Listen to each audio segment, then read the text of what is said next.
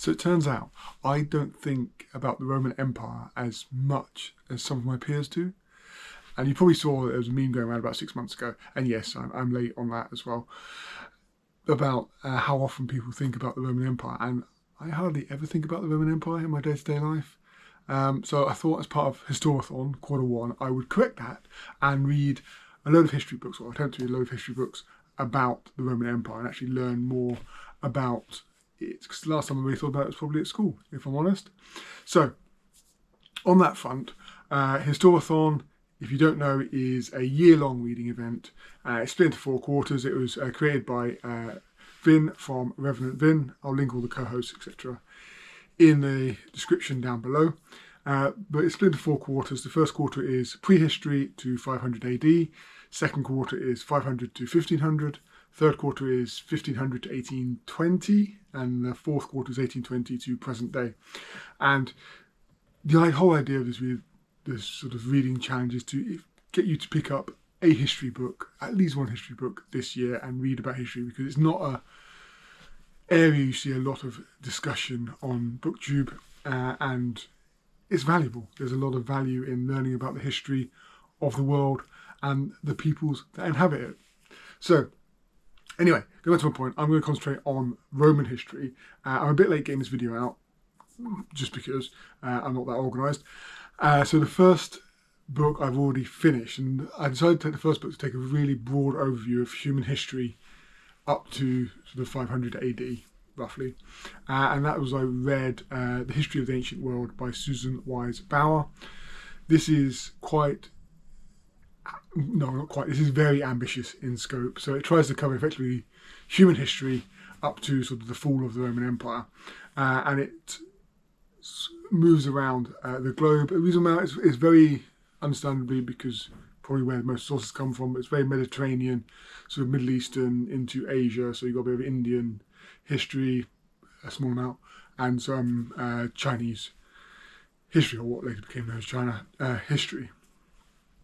So we've got, so that sort of area of the world is where the main focus is, and it covers various civilizations and some empires that existed during that time.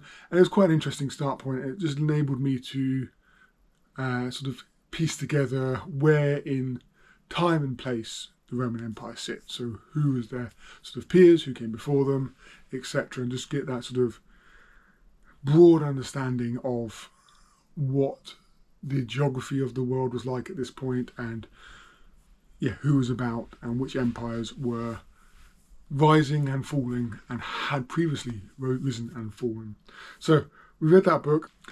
Now the next books I've got that I would like to get to are, and I think these are always superb starting points, are the very short introductions by Oxford University Press. These are really short books, but there's 3 of them I've got. I've got the Roman Republic, which takes us up from the creation of Rome to the murder of Julius Caesar. We've then got the Roman Empire, which I believe takes us from that point, the murder of Julius Caesar and Augustus becoming the emperor, through to the fall of Rome, I believe. And then I've got one that more focuses on Roman Britain itself, living in the UK. I thought it'd be interesting to see the impact of Roman occupation of Britain, and hopefully it covers off some of the sort of long-term impacts of that. So I've got these 3. Whether I'll get to all 3, I don't know, but there's sort of, the purpose of these is really to give me a very brief, very concise overview of the Roman Republic, the Roman Empire, and then a little bit of focus on Britain as a Roman entity as well. Then I've got a few books that delve into more detail and a lot more detail. So one is probably the very well-known, very popular Spqr by Mary Beard. I've never read any of her books.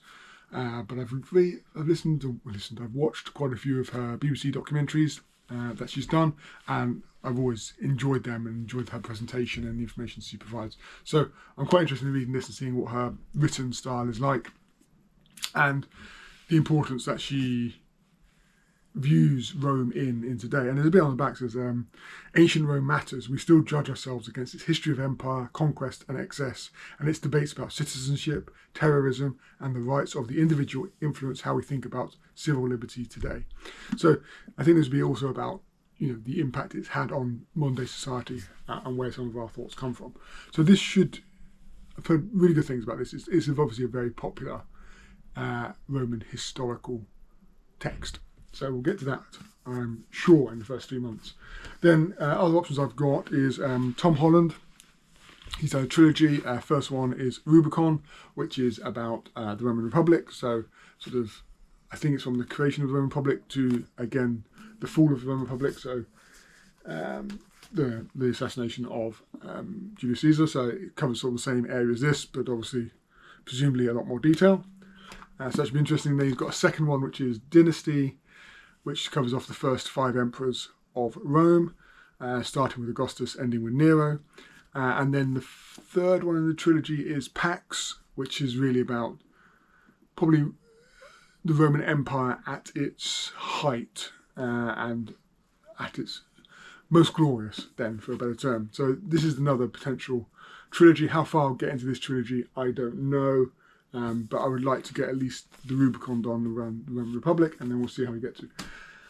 And then the final book I've got on this pile, ambitious pile, is something slightly different, and that is David Olusoga's Black and British. Now this is about Black history in Britain through time, really, and it starts off, there's a chapter starting off, I believe, on the Roman Empire times and Black people in Britain during that time. And there's sections throughout this book that goes through history. So my thought process on this one is to be reading parts of it as we go through the year to the relevant quarter that we're in.